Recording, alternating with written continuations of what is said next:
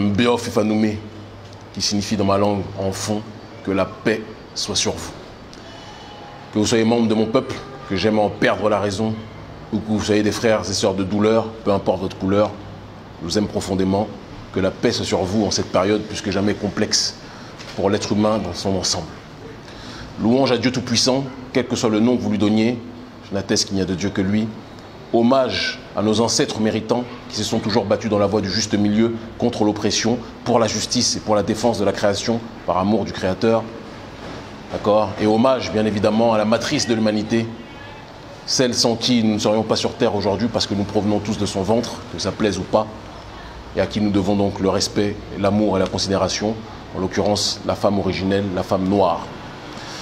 Et dire cela ne signifie pas que nous excluons les autres femmes du monde, hein, parce que les autres femmes du monde, elles aussi, doivent avoir le respect, mais hommage à la matrice de l'humanité, la femme noire, parce qu'on ne la valorise malheureusement pas assez.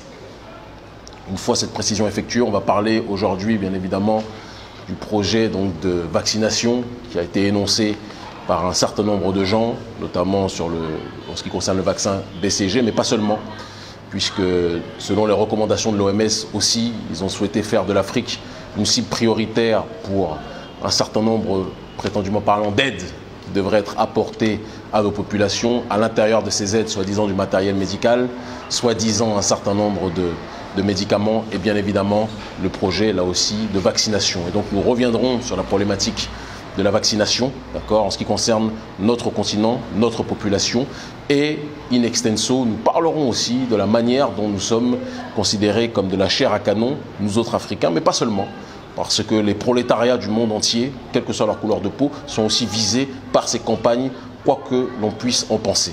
Et donc c'est important de préciser que ce n'est pas une dichotomie noir-blanc, mais bien évidemment une dichotomie d'une oligarchie puissante, mortifère, contre un prolétariat globalisé, et à la tête de ce prolétariat globalisé, bien évidemment, la population africaine et afro-diasporique.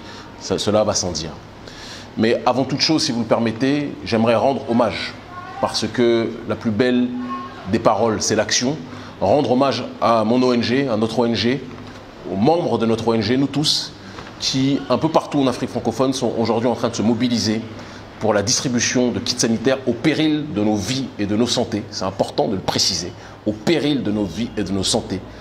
Nos militants, nous tous, on est en train de se déplacer à différents endroits pour distribuer des kits sanitaires, donc des gants, des masques, d'accord, et du savon, mais aussi de l'autre côté des kits alimentaires pour les familles en état d'extrême précarité qui sont extrêmement nombreuses.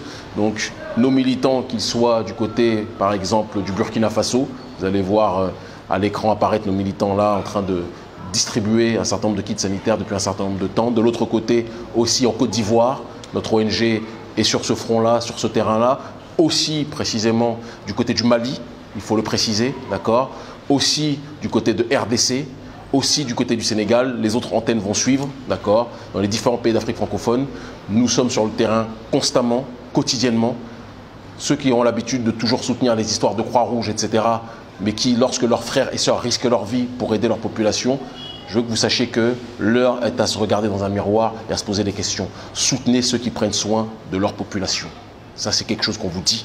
Notre ONG, depuis le départ, est présente sur le terrain depuis un certain nombre d'années, que ce soit pour la lutte contre l'esclavage des Noirs en Mauritanie, que ce soit pour la question de la France-Afrique, du franc CFA et du néocolonialisme. Tout le monde sait le succès de notre travail politique sur le terrain en Afrique francophone et dans la diaspora. Et donc, nous vous demandons aussi de penser à être solidaires de ceux qui risquent leur vie sur le terrain. Nous y reviendrons. Une fois ceci précisé, il est important de revenir sur un passage qui a ému beaucoup de gens, d'accord, mais qui, pour un certain nombre d'entre nous, ne nous a pas surpris quand on connaît la nature de cette oligarchie mortifère et financière, prédatrice, d'accord, un passage qui a été diffusé, que nous vous montrons ici. Est-ce qu'on ne devrait pas faire cette étude en Afrique, où il n'y a pas de masque, pas de traitement, pas de réanimation, un peu comme c'est fait d'ailleurs pour certaines études en SIDA, où chez les prostituées, on essaye des choses parce qu'on sait qu'elles sont hautement exposées et elles ne se protègent pas. Qu'est-ce que vous en pensez? Alors vous avez raison, et d'ailleurs on est en train de réfléchir en parallèle à une étude en Afrique justement pour faire ce même type d'approche avec le BCG, un placebo. Je pense qu'il y a un appel d'offres qui est sorti, il va sortir. Donc dans ce passage, on a deux professeurs en médecine, à moins que ce soit un médecin, un professeur, le temps nous le dira, à la limite, là n'est pas le plus important, d'accord, mais qui sont en train d'évoquer que parallèlement aux tests qui vont être faits à différents endroits en Occident, parmi le prolétariat, et c'est pour ça que je vous dis que ce n'est pas une question de noir contre blanc ou de blanc contre noir, c'est une question de puissants contre des pauvres. Et bien évidemment, quand on parle de pauvreté à l'échelle du globe, ceux qui sont les populations les plus pauvres, parce que appauvries par les institutions internationales, c'est la population africaine. Mais sachez bien sûr que les prolétariats occidentaux, eux aussi, et d'autres peuples de l'humanité, vont être en priorité, eux aussi, visés. Dans cet exemple, dans cette illustration, ils nous montrent leur visage de la manière la plus putréfiée possible, en nous expliquant que parce que nous sommes démunis de tout, en gros, il serait positif que de la même façon qu'il y a eu des tests qui ont été effectués sur les prostituées qui n'ont rien demandé, d'accord, par rapport au sida, et bien de la même façon, il serait intéressant d'effectuer des tests pour la population africaine en ce qui concerne le Covid-19. Nous nous souviendrons bien évidemment de leurs propos, mais on ne peut pas passer notre temps à se larmoyer. Il faut qu'on soit aussi dans une démarche d'analyse rétrospective, d'accord, pour comprendre exactement la manière dont ces grands groupes pharmaceutiques opèrent. Il faut savoir que dans toute guerre, il y a toujours deux lobbies qui sont les premiers à se remplir les poches et à se faire de très grandes fortunes. C'est le lobby des armes dans les guerres, d'accord, et la banque. J'ai envie de dire d'abord la banque et après le lobby des armes. La banque est toujours celle qui se fait, excusez-moi le terme un peu vulgaire que je vais employer pour les personnes âgées qui nous suivent, elles aussi nombreuses, à côté des jeunes, d'accord. Cette banque-là se fait les couilles en or, nous le savons. Et parallèlement donc à cette banque-là, il y a bien évidemment donc le lobby des armes. Il se trouve que dans la guerre bactériologique que nous connaissons aujourd'hui, et je renvoie ceux qui veulent en savoir plus à nos chroniques précédentes sur cette thématique, dans cette guerre bactériologique, le lobby des armes se nomme le lobby pharmaceutique.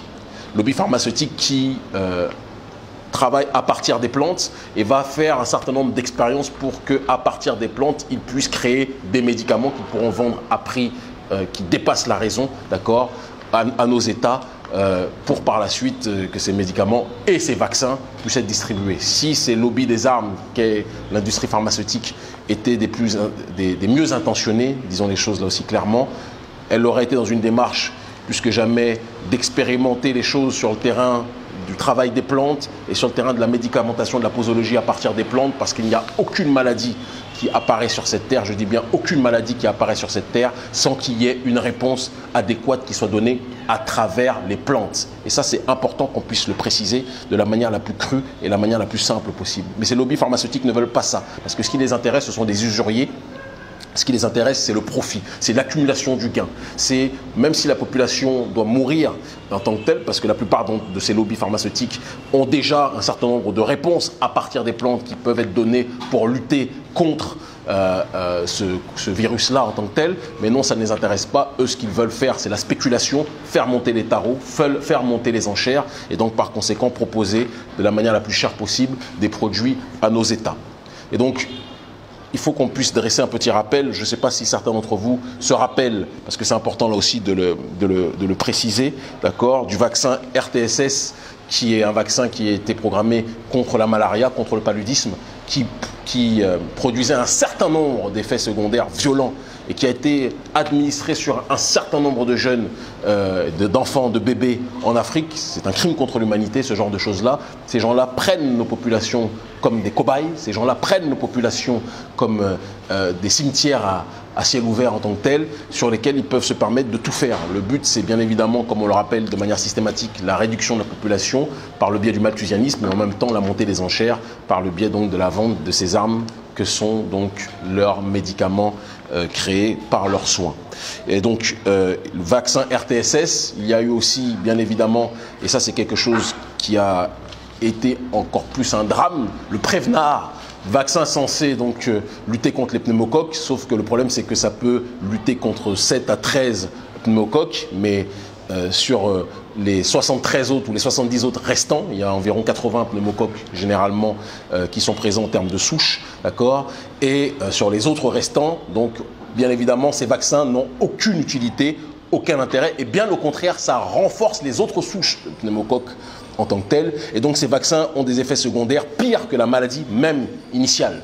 Mais ils vous les administrent et les ont administrés sur bon nombre de populations africaines depuis un certain nombre d'années sans que cela puisse attirer l'attention malheureusement du grand nombre. Mais aujourd'hui, la population se réveille. Et donc l'éducation, la connaissance de soi et la connaissance de notre environnement doit être une donnée fondamentale pour qu'on comprenne le monde dans lequel nous vivons. Je souris parce qu'il y a quelque temps, peu de jours encore, certains parmi les nôtres, dans le showbiz, des entités très fragiles, parlaient de complotisme lorsque l'on disait qu'il y a une guerre qui est menée contre les populations, contre la population africaine, mais aussi contre les prolétariats occidentaux de manière générale.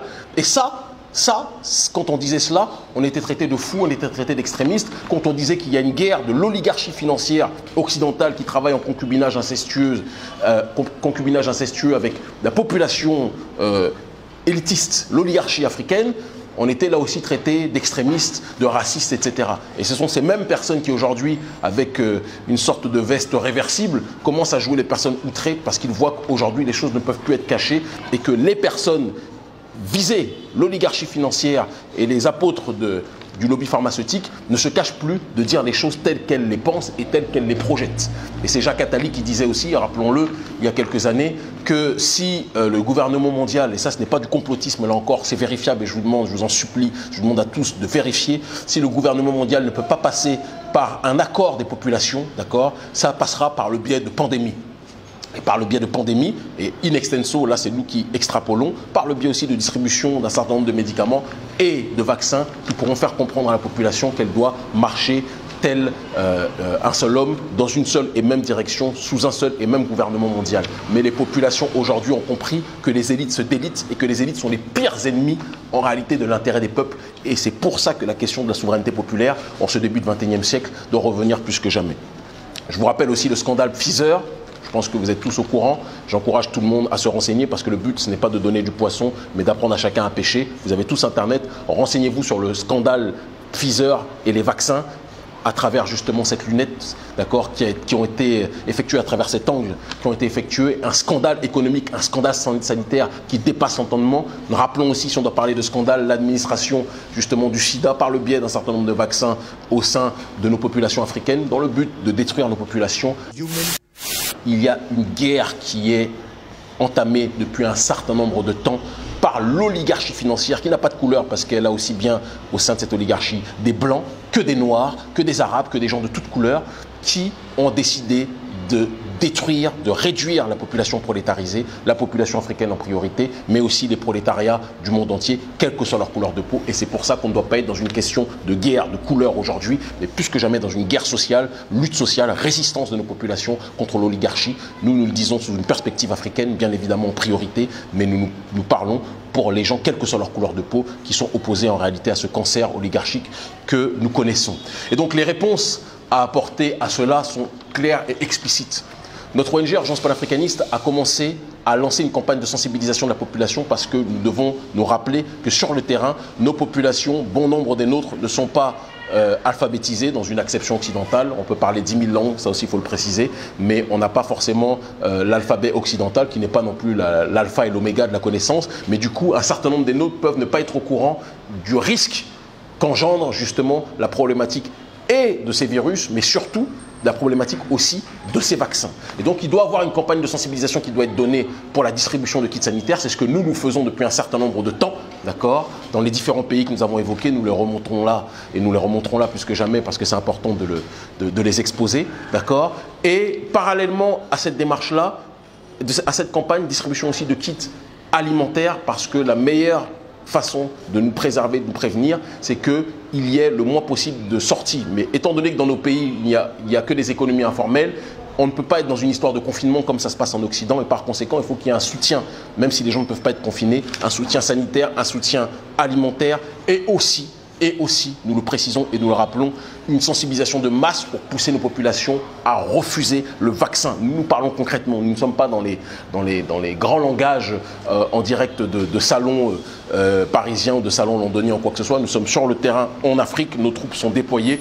Nous disons, soutenez-nous dans nos campagnes de sensibilisation et de distribution de kits sanitaires. Ceux qui peuvent envoyer des kits alimentaires, faites-le. Ceux qui peuvent envoyer des kits sanitaires à l'ONG Urgence panafricaniste, faites-le. Ou ceux qui ont compris qu'ils ne peuvent, là où ils ne sont pas envoyés, quoi que ce soit, soutenez financièrement notre campagne de sensibilisation sur le terrain, d'accord, plutôt que de donner, comme beaucoup des nôtres ont l'habitude de le faire, à toutes les communautés, à l'exception de la nôtre, parce que malheureusement, dans notre communauté, l'homme noir ne fait pas confiance à l'homme noir. L'homme noir a toujours un problème avec l'homme noir, et ça, c'est un problème de fond qui doit être corrigé urgemment si on veut être capable d'avancer. Donc là, il y aura un lien sur ce poste-là, d'accord, pour que les personnes qui veulent nous soutenir l'ONG Urgence Panafricaniste puissent le faire de la manière la plus fluide, de la manière la plus claire possible. Nous vous disons simplement aujourd'hui, sensibilisez votre environnement, sensibilisez votre entourage sur Internet, mais aussi en dehors, et soutenez les acteurs de terrain que nous sommes. Nous devons faire comprendre aujourd'hui que nous ne sommes plus naïfs, nous refusons leurs vaccins. On ne va pas rappeler aussi le lien entre les vaccins qui peut exister et l'autisme. Certaines communautés scientifiques vont dire que ce n'est pas avéré, et d'autres scientifiques, au contraire, vont vous dire qu'il y a des liens fortement engagés entre les vaccins qui sont proférés aux populations et la maladie de l'autisme en tant que telle. Et tous ceux qui connaissent ce drame-là savent que les vaccins, ce n'est pas un jeu, et donc il faut qu'il y ait un mouvement planétaire, continental africain, mais pas seulement, aussi en Occident, contre la vaccination de masse de 1 et contre l'administration de médicaments qui sont donnés au déni de nos médecines traditionnelles, au déni de nos médecines en tant que telles. Je lance un appel aussi, parce que tout le monde parle du professeur Raoult qui fait un travail honorable en France, et tant mieux pour lui. Il y a aussi de l'autre côté, en Afrique, un professeur, le professeur Valentin Agon, qui a travaillé sur un médicament qui se nomme l'apivirine, qui a été testé sur un certain nombre de patients au Burkina Faso et qui donne pour l'instant de très bons résultats. D'accord ? Nous devons soutenir nos médecins qui travaillent de manière rigoureuse, de manière scientifique et de manière juste, désintéressée, non pas en servant le serment d'Hippocrate, mais en servant le serment d'Hippocrate, d'accord ? Donc, qui sont dédiés au peuple et non pas à l'industrie pharmaceutique en tant que telle. Soutenons ces derniers et soutenons les urgentistes de la cause, l'ONG Urgence Panafricaniste, notre ONG qui se bat sur le terrain contre ce drame humain, d'accord, qui est à la fois cette maladie du Covid-19 et à la fois ce drame humain que sont ces vaccins que l'oligarchie, que l'OMS, que l'Organisation mondiale de la santé prévoit de disposer au sein de nos populations. Et je précise une chose, parce que l'ONU et l'OMS ont, soi-disant dans un élan de cœur, tout comme Macron et les autres présidents du G20, ont déclaré qu'il faut aider l'Afrique. Et donc ils veulent acheminer des médicaments. Ils ne sont pas capables de soigner les leurs en Occident, mais c'est l'Afrique qu'ils veulent soigner. Nous, on prône l'autodétermination. Mais vous voulez nous aider ? Plutôt que de nous parler d'aider soi-disant en envoyant des médicaments qui, connaissant votre nature, si ça ressemble à ce que vous avez fait en Amérique du Nord avec les Indiens lorsque vous avez distribué des couvertures avec la variole, on a envie de vous dire que vos soins, on n'en a pas trop envie. Par contre, ce que vous pouvez faire, c'est annuler la dette. Parce que c'est la dette qui pousse nos États dans cette extrême paupérisation. C'est la dette qui pousse nos États justement à être dans un état de sous-médicamentation. C'est la dette qui pousse nos États à être dans un état de clochardisation sanitaire. Annulez la dette si vous voulez aider l'Afrique. Mais arrêtez de nous dire que vous voulez nous aider en nous donnant des miettes alors que vous n'êtes même pas capable de sauver vos propres populations. Donc soutenez l'ONG Urgence Panafricaniste, soutenons ceux qui sont sur le terrain, soutenez-nous au quotidien, dans le combat que nous menons. Arrêtons les longues paroles et soyons dans l'action, plus que jamais.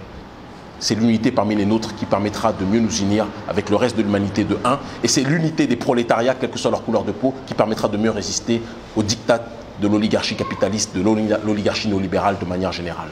L'Afrique libre ou la mort, nous vaincrons. L'unité des prolétariats, qu'ils soient d'Afrique, qu'ils soient d'Occident, qu'ils soient du Moyen-Orient, qu'ils soient d'Amérique du Sud ou autre, nous permettra de résister là aussi.